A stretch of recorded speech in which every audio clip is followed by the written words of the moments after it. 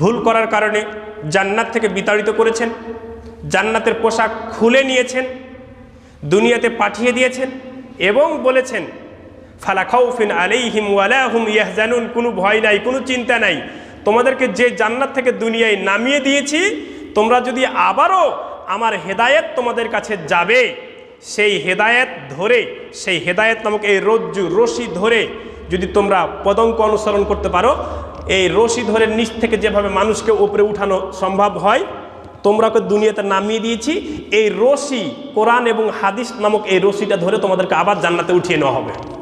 আলহামদুলিল্লাহ বলেন। তো এই রশির নাম হচ্ছে কি? কোরআন এবং হাদিস। শুধু হাদিস নয়, সহি হাদিস। সব হাদিসের মধ্যে ওহী নেই।